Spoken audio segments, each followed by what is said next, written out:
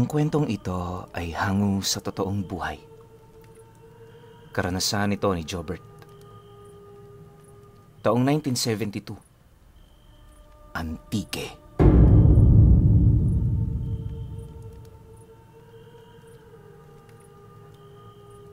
Apat na taong gulang si Jobert nang maranasan niya ang kalunos-lunos na pangyayari sa kanyang buhay.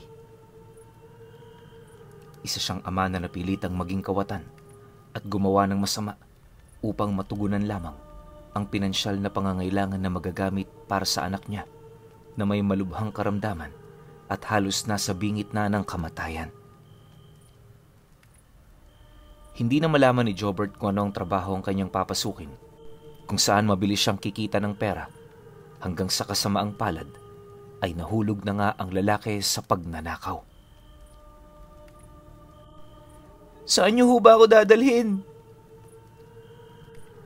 Mangiyak-ngiyak na tanong ng isang batang lalaki sa dalawang kawatan na parehong nakasuot ng itim na boneta sa kanilang ulo upang matakpan at maitago ang kanilang mga muka. Kung titingnan ang postura at pananamit ng bata, ay mahalata mo nang nagmula ito sa mayamang pamilya. Tumahimik ka kung ayaw mo masaktan. Naririndi na ako dyan sa kakaiyak mo. Gigil na saad ni Romel na isa sa mga kawatan habang pilit na kinakaladkad ang bata para sumama sa kanya. Pre, dahan-dahan ka naman dyan sa bata. Baka mapilayan naman yan sa ginagawa mo eh. Sambit naman ni Jobert na kasalukuyang sumusunod lamang sa kanila. Isa ka pa. Kanina ka pa sumasalungat at tumututol sa diskarte ko eh. Magpasalamat ka nga't sinama pa kita rito. Pag-angil ni Romel sa kanyang kasama. Napilitan at sumabit lang naman kasi si Jobert sa gawaing ito sapagkat nasa pagamutan ng kaisa-isa niyang minamahal na anak at wala siyang sapat na salaping magagamit na pambayad para sa operasyon na tanging lunas at solusyon sa malubhang karamdaman nito sa baga. Pikit mata lang na pinasok ni Jobert ang inaalok na trabaho kuno ng kaibigang si Romel, kapalit ang malaking halaga ng pera. Dudukot daw sila ng bata at saka ito ipapatubos sa mga magulang nito sa mataas na presyo. Gayunpaman, bago pa tuluyang sumang-ayon si Jobert sa gagawin nilang ito, ay nilinaw niya na wala silang kikitila ng buhay, lalo na kung isang inosenteng paslit lamang ang sangkot na siyang sinang-ayunan at ipinangako naman ni Romel sa kanya. Hindi talaga sanay si Jobert sa paggawa ng krimen at sa pagiging mandurukot ng bata na matagal naman ang gawain at hanap buhay ng kaibigan niyang si Romel. Sanggang dikit nga silang maituturing, subalit magkaiba naman sila ng pananaw at gawain sa buhay. May marangal namang trabaho noon si Jobert. Ngunit tinanggal lamang ito ng kanyang amo sa kadahilanang nalulugi na ang kanyang pinapasukan at kailangan ng magbawas ng mga empleyado. Minalas-malas pangat, sumabay pa ang paglubha ng sakit ng kanyang anak na ngayon ay ilang linggo nang nakaratay sa higaan ng ospital at naghihintay na lamang ng milagrong maoperahan at gumaling sa karamdaman. Samantala, habang pilit ngang hinihila ni Romel ang bata upang sumunod sa kanya, hindi maiwasan ni Jobert na maawa sa paslit na kanina pang umiiyak habang patuloy na kinakaladkad at sinisigawan ng kawatan niyang kasama. Isusumbong ko kayo sa nanay ko para ipahuli niya kayo sa mga pulis. Ganon? E di magsumbong ka. Galit na wika ni Romel. Tsaka inundaya ng sampal ang bata sa kaliwa nitong pisngi. Napaiwas na lamang ng tingin si Jobert sapagkat hindi kaya ng kanyang kalooban ang ganoong eksena. Parang tinusok ng karayom ang kanyang puso matapos masaksihan ang paglapat ng palad at sampal ni Romel sa pisngi ng bata. Makalipas pa ang ilang minutong paglalakad, ay dumating na sila sa tapat ng isang abandonado at hindi mawari kung anong uri ng establishmento. Yon ang ginawang kuta ni Romel sapagkat hindi naman lantad ang lugar na yon. Kailangan pang dumaan sa masukal na kakahuyan bago pa ito matagpuan, kaya bihira lamang ang mga taong posibleng magawi roon. Pumasok sila at umakyat sa ikalawang palapag. Nagtungo sila sa isang silid upang doon itago at bantayan ang bata. Hoy Jobert, bantayan mo ng maigay ang bata ha, nang may maging pakinabang ka naman dito. Wika ni Romel bago lumabas muli ng lugar na yon. Magsusulat pa ito ng liham para ipabatid sa mga magulang ng bata kung saan nila ito matatagpuan at kung saan naman nila iiwan ang salaping pantubos sa paslit na ito. Tsak naman na siyang hinahanap na ang bata ng mga magulang nito sa mga oras na yon. Sino ba namang magulang ang hindi mag-aalala kung halos 11:00 na ng gabi ay wala pa sa poder nila ang kanilang anak na wala pang gaanong kamalayan sa buhay? Naiwan naman doon sa loob si Jobert kasama ang musmus na lalaki na sa tansya niya ay nasa 10 o 11 taong gulang pa lamang. Luhaan ng bata at patuloy pa rin ito sa paghikbi. Nakatali ito sa silya habang ang mga mata nito ay nakatitig sa kanya. Naiilang naman si Jobert at hindi kayang salubungin ng tingin ng paslit, kaya't itinuon na lamang niya ang atensyon sa paligid.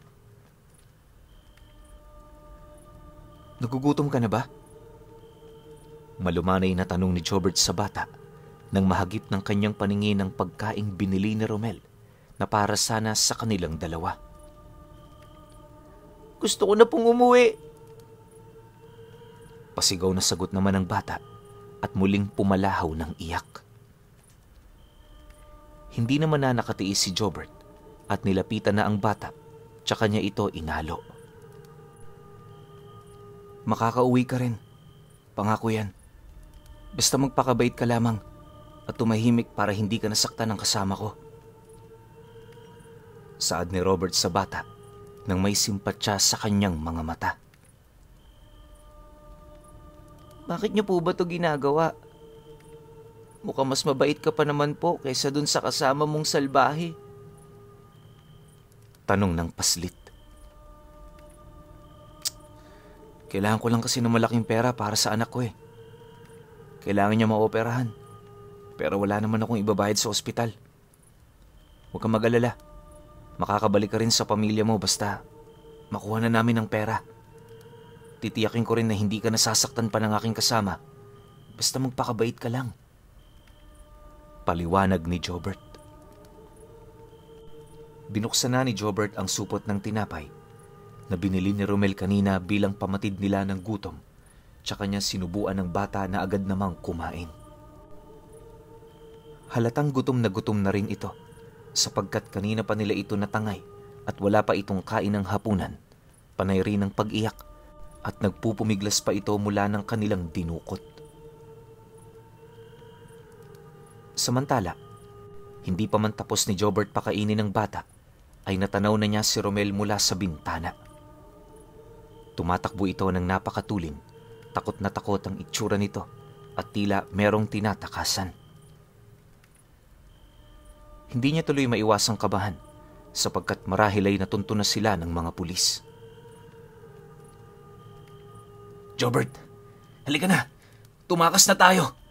Nariyan ang... Hindi matuloy-tuloy ni Romel ang kanyang sasabihin dahil sa kaba at hingal, kaya't sumabat na lamang si Jobert. Pulis? Nasaan na sila? Natatarantang tanong niya. Hindi pre, walang mga pulis. Mga aswang ang parating na. Teritoryo pala ng aswang tong kakahuyan na tinahak natin. Hindi magkamayaw na sagot ni Romel. Ano? Aswang? Nagtatakang sambit ni Jobert, tsaka humagalpak ng tawa ng maiproseso sa kanyang isip ang sinabi ng kaibigang kawatan. Hindi siya makapaniwalang ang isang Romel na kilala bilang kawatan at walang kinakatakutan ay kinikilabutan at naniniwala pa sa mga aswang na ginagamit lamang ng mga nakatatanda bilang paninindak sa mga bata na nagpapagabi ng paglalaro sa labas ng bahay. Akala ko naman pulis na ang tinatakbuhan mo. May aswang-aswang ka pang nalalaman dyan. Huwag ka nga magbiro ng ganyan, pre. Naniniwala ka sa ganyan? Ano ka ba? Bata? Natatawang sabi ni Jobert sa kaibigan. Hindi ako nagbibiro, pare. Totoong mga aswang.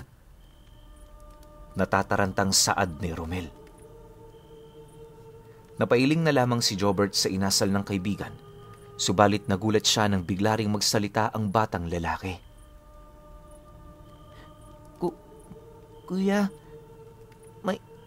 may mga aswang nga po.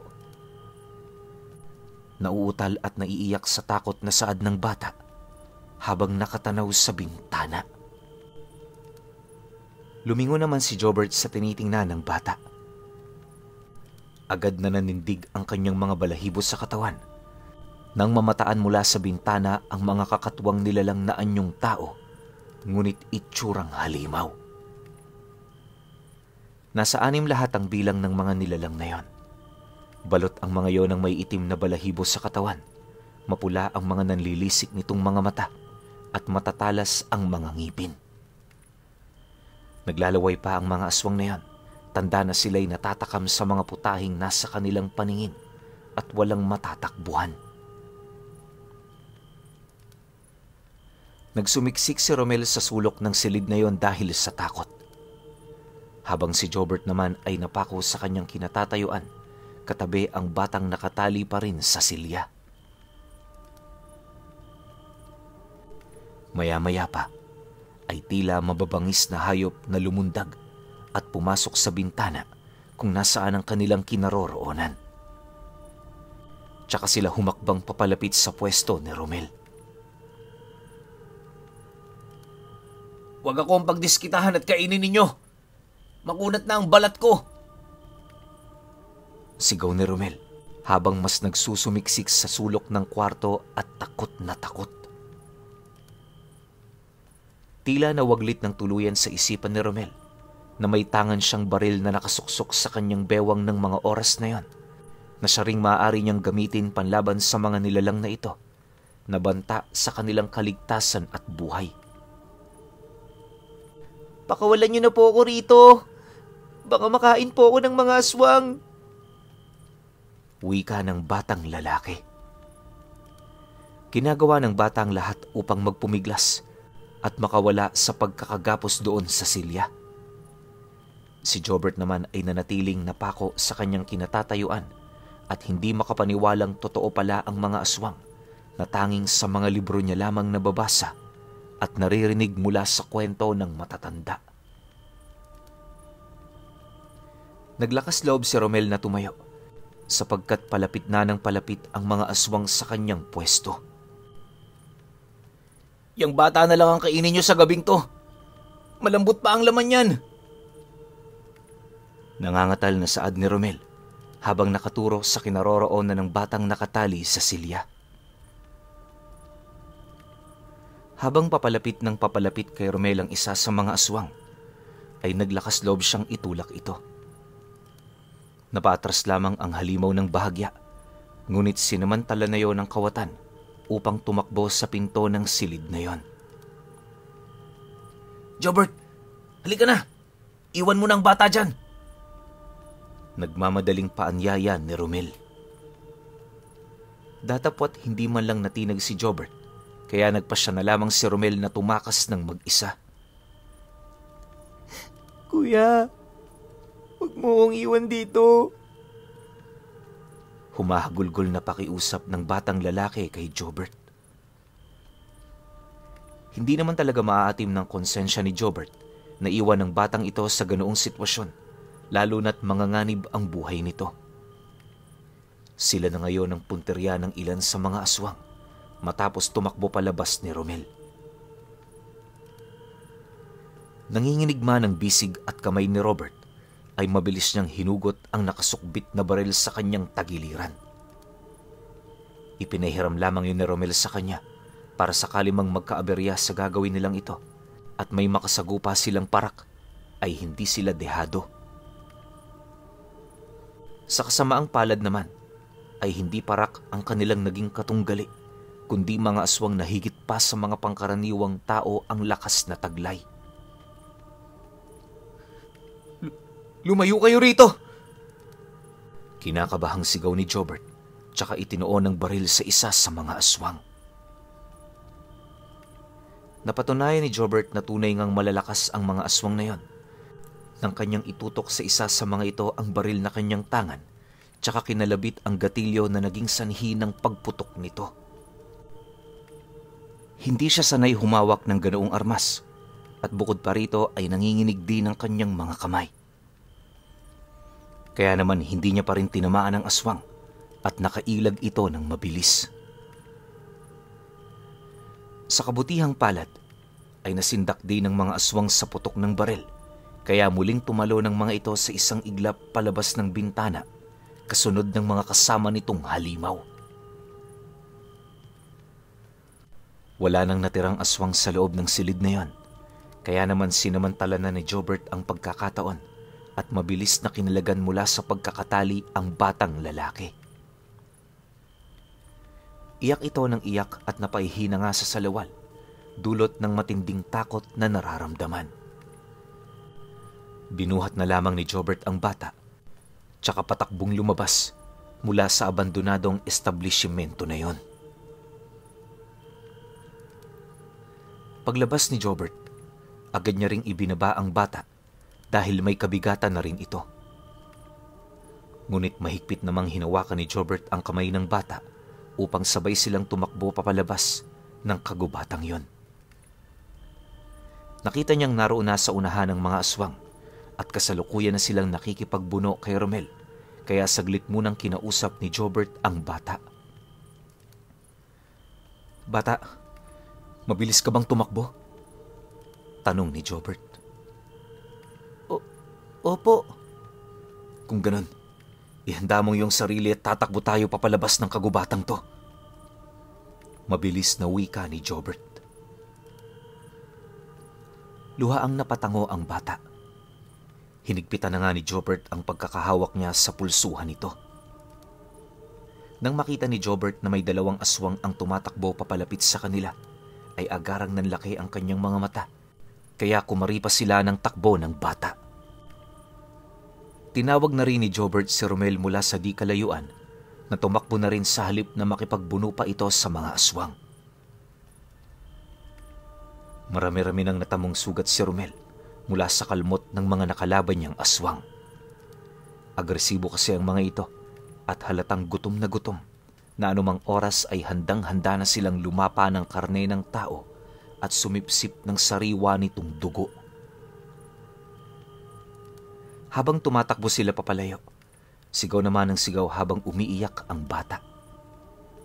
Panay-pahid rin ito sa kanyang luha. Samantalang si Jobert ay alertong palingon-lingon sa kanyang likuran habang tumatakbo sila, nang sa gayoy matyak niyang malayo pa sa kanila ang aswang kahit hinahabol na sila ng mga ito. Hawak naman ng kabilang kamay ni Jobert ang baril. "Bitawan mo na yung bata, Jobert! Sagaba lang yan!" Biglang sigaw ni Romel sa gilid nila habang kasabay nila itong tumatakbo. Lalong umiyak ang bata, sanhi ng kanyang narinig, pagkatapos ay agad nitong tiningnan si Jobert gamit ang kanyang nagmamakaawang mga mata. Tila ba sinasabi ng mga mata nito na huwag siyang bitawan at huwag ring iwan sa gitna ng kagubatang yon. Dahil tsak na walang kawala ang batang ito sa mga aswang kung sakaling makikinig si Jobert kay Romel.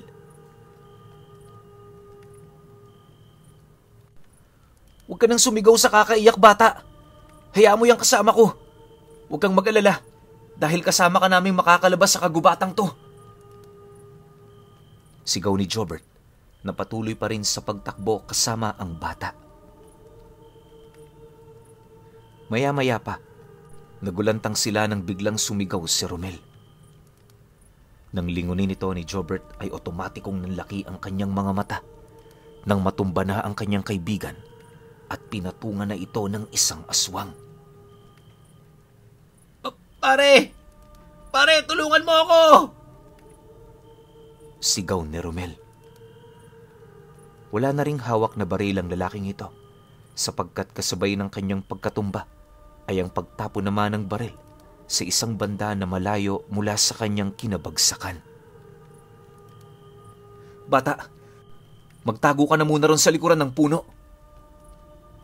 Singhal ni Jobert na mabilis namang sinunod ng bata habang umiiyak ito.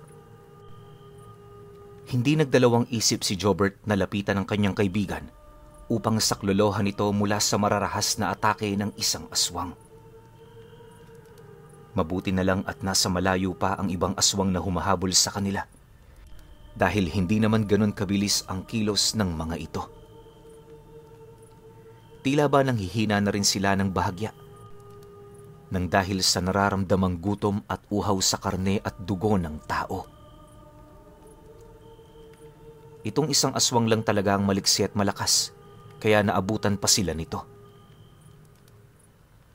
Agad na nag-isip si Jobert kung papaano matutulungan ng kanyang kaibigan. Mabuti na lang at nakakita siya ng isang malaking sanga ng kahoy sa gilid, kaya agaran niya itong binuhat at saka mabilis na lumapit sa aswang upang hampasin ito. Bigla niyang hinampas ng napakalakas ang ulo ng aswang. Dahil sa lakas nga ng puwersa nito, ay tumilapo ng aswang sa lupa, tsaka ito napahiyaw sa sakit na naramdaman. Nang dahan-dahang tumayo ang aswang, ay mabilis na inagaw ni Romel ang baril mula sa kamay ni Jobert at tsaka pinaputokan ng aswang ng 5 beses. 2 bala ang tumama sa noo nito at 3 naman sa iba't ibang parte ng kanyang katawan.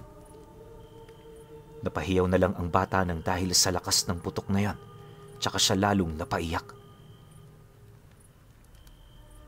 Samantala, ilang segundo pa ang lumipas ay nabawian na ng buhay ang aswang at sinalo ng lupa ang marumi nitong katawan.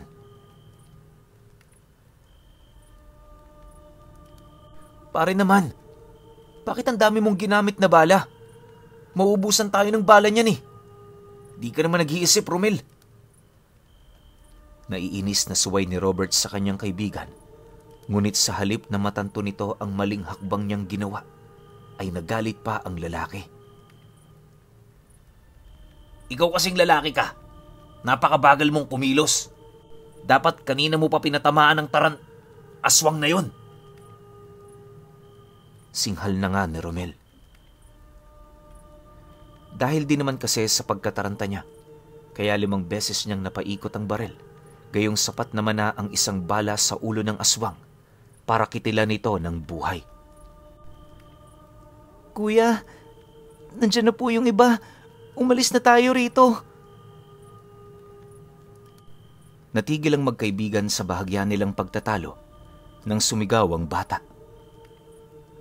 Nang lingunin ni Jobert ang dinaanan nila kanina, ay tunay ngang naroon na ang iba pang aswang na humahabol sa kanila. Dahil dito ay mabilis na lumapit si Jobert sa pwesto ng bata, tsaka ito muling hinawakan sa pulsuhan at humarurot ng takbo. Kaya lang, sa halip na dumiretso rin ng takbo papalayo sa mga aswang, ay inuna pang hanapin ni Romel ang dala niyang baril kanina, hanggang sa kasamaang palad ay inabutan na naman siya ng mga nilalang na ito. Romel! Agarang sigaw ni Jobert mula sa unahan nang makitang pinagtutulungan na ng mga aswang ang kanyang kaibigan. Jobert! Tulong! Tulungan mo ako, pre! Sunod-sunod na sigaw ng lalaki. Hindi na malaman ni Jobert kung ano ang kanyang gagawin. Ang saklolohan bang muli si Romel laban sa maraming aswang na pumapalibot sa kanya? O ituloy ang pagtakbo papalayo dahil kung babalik siya ay tsak na maaaring mapahamak ang bata sapagkat hindi lang 1, 2 o 3 ang mga aswang na yon, kundi 5. 5 mga aswang ang kasalukuyang umaatake kay Romel, habang panay naman sa pagpupumiglas ang lalaki. Umalis na po tayo rito. Wika ng bata habang pilit na hinihila si Jobert papalayo roon. Litong-lito na si Jobert sa pagkakataong ito. Dahil sa kalituhan ng lalaki, hindi na niya nagawa pang iligtas si Romel. Napapikit na lang si Jobert nang marinig niya ang malakas na paghiyaw ng kanyang kaibigan, sanhi ng sobrang sakit na nararamdaman nito. Hindi alam ni Jobert kung sa paanong paraan inatake ng mga aswang si Romel, ngunit isa lamang ang natitiyak niya. Huli na ang lahat para iligtas pa ito. Wala nang nagawa pa si Jobert. Nang mahimasmasan siya, ay luhaan na lamang siyang tumakbo papalayo sa kaibigan niyang pinagsasaluhan na ng mga aswang. Sa pagkakataong ito, ay 2 na lang sila ng batang lalaki ang lumuluha sanhi sa kalunos-lunos na pangyayaring kanilang nasaksihan. Pinili na lang ni Jobert ang tumakbo papalayo habang hindi pa sila binabalingan ng mga aswang. Bagaman mabigat sa kalooban ng lalaki ang iwan doon ng kanyang kaibigan, wala na siyang magawa sapagkat ayaw niya namang ipahamak din ng batang kasama. Tsaka ayaw niya ring masawi dahil kailangan pa siya ng kanyang anak na naroon sa ospital. At nangangailangan niyo ng kanyang tulong upang mabuhay pa ito.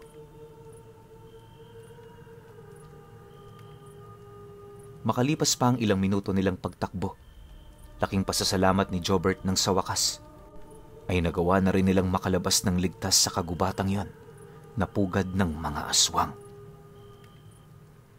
Hingal na hingalang 2. Kaya nang maramdaman nilang ligtas na sila, ay sabay silang napaupo sa lupa.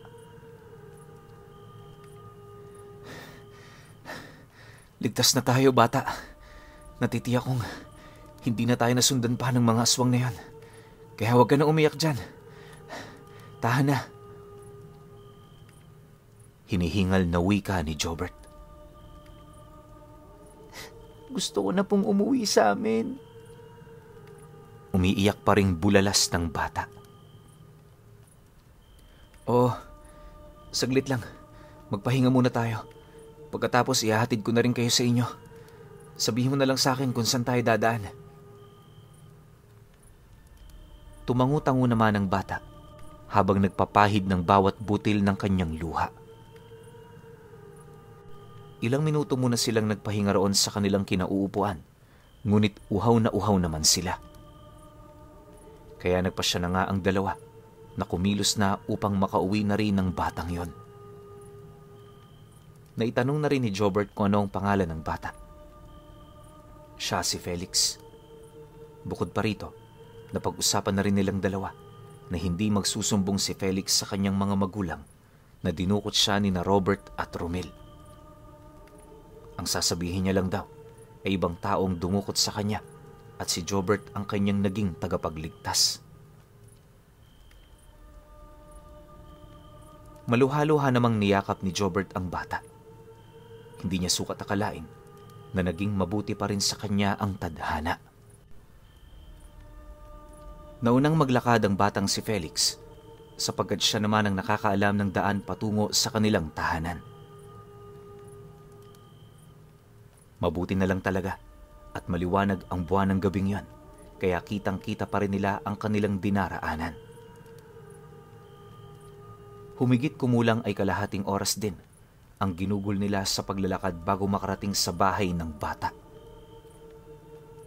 Mapapansing nakabukas pa ang ilaw ng bahay nila Felix, kaya tsak na hinihintay talaga siya ng kanyang mga magulang.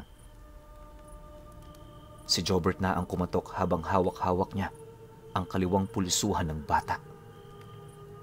Unang subok pa lamang ng katok ay agad niyang binuksan ang pintuan at bumungad sa kanyang paningin ang isang ginang na tila galing sa pag-iyak. Diyos ko, Felix, anak. Nandito ka na. Bungad na wika ng ginang, tsaka agarang tumulo ang luha mula sa kanyang mga mata. Napasunod naman sa ginang ang ibang tao sa loob ng bahay, lalong-lalo na ang ama ng bata. Felix, iho, nandito ka na nga. Naku, salamat sa Diyos at nandito na ang aking bunso. Wika ng ama ng bata. Garalgal ang boses nito na anumang oras ay tila maiiyak na. Inay, Itay, may kasama po ako. Si Kuya Jobert po. Nauuhaw na po siya. Wika ni Felix. Tsaka pa nabigyan ng pansin ng mag-asawa na meron ngang kasama ang kanyang anak. Mabilis nilang pinatuloy si Jobert sa kanilang tahanan at namangha ng husto ang lalaki nang makapasok na siya rito. Hindi ganun kagandang tingnan ang bahay sa labas, ngunit sa loob ay malaki pala ito at halatang mamahalin ang mga kagamitan. Sa madaling salita, mayaman ang pamilya ni Felix. Pagkaupo nila sa sofa ay agad nilang pinainom ng tubig si Jobert, maging si Felix. Pagkatapos ay nagsimula na nga ang mahabang paliwanagan kung bakit madaling araw nang nakauwi si Felix, kung saan siya nagpunta, kung ano nangyari sa kanya, at kung bakit napakadungis niyang tingnan. Doon na rin sinabi ni Felix ang buong pangyayari, ngunit tinupad naman ng bata ang sinabi niyang hindi niya isusumbong si Jobert sa kanyang mga magulang. Kinakabahan pa nga si Jobert nang magkwento ang bata. Mabuti na lang talaga at marunong itong tumupad sa usapan. Hindi naman mapigilan ng ina ni Felix na pagalitan ang naturang bata dahil sa nangyari. Kahit gabi na kasi ay nagawa niya pa rin gumala, kaya sinapit tuloy ng bata ang pangyayaring yon. Mabuti na lang at hindi siya napahamak. Sa kabutihang palad, nang malaman ng mga magulang ni Felix ang tungkol sa kalagayan ng anak ni Jobert, ay sila na ang umako ng salaping gagastusin para sa operasyon ng bata bilang pasasalamat ng mga ito sa pagligtas ng kanilang anak. Dahil dito ay walang mapaglagyan ang ligayang nararamdaman ni Jobert sapagkat nang dahil sa pangyayaring yon ay nailigtas din ang kanyang anak. Pero sa paglipas pa ng panahon, hindi pa rin talaga mawala sa utak ni Jobert noong minsang magkamali ang kanyang kaibigan sa pinasok nilang kuta ng mga aswang na nasa puso ng kagubatan.